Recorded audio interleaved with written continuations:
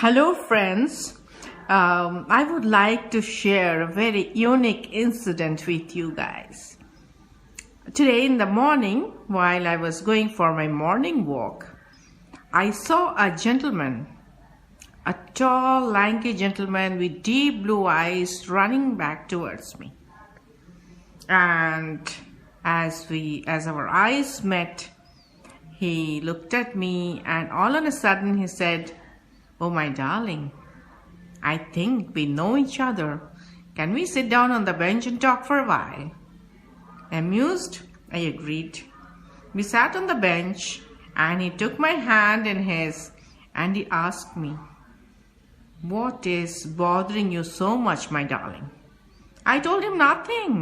I'm terribly happy with my life. I love everyone around me. And he told me, "No, you don't. You love everyone around you because you think that unless you love them, they are not going to love you back. But this expectation is never going to meet. And one day you're going to feel depressed, suppressed, let down, unhappy, and it's going to cause you a lot of stress, my dear. Why don't you love yourself as much as you should?" I told him, "Of course I love myself." And he said, "No, you don't. If you had loved yourself, you would be a different person. You would look bright and beaming with pride and happy and jolly. But you look so forlorn and you look so sad and you look lost. And I want you to look better, different." And I asked him, "Then what's the way to go about it?" He's saying the only way to go about it is to love yourself first. I said, "I love myself." And he said, "No, you don't.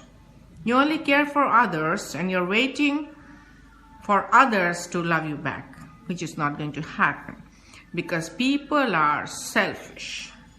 They are self-centered. They will molest you emotionally. You will be drained out, my child.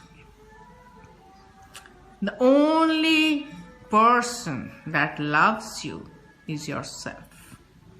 And the only way of surviving in this world is to love yourself.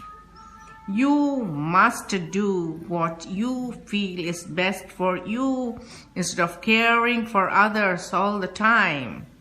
Don't try to please everybody because that's not possible. You cannot please everybody at the same time. So what do? The best way of loving you is to communicate with God, which you're not doing at all. And I told him, "Yes, I do a lot of meditation, I do a lot of yoga, I sit in front of the God and I pray." And he said, "No, you don't. You are only asking from God. You are not willing to give him anything." And I said, "Now what can I give to God?" And he said, "Well, you can offer your soul to God." And I said, "Then what's the way to do it?" And he said, "The only way to love God is by loving yourself." What we do is we meet again the next week and let me see how you change. And he bid me adieu and went his way.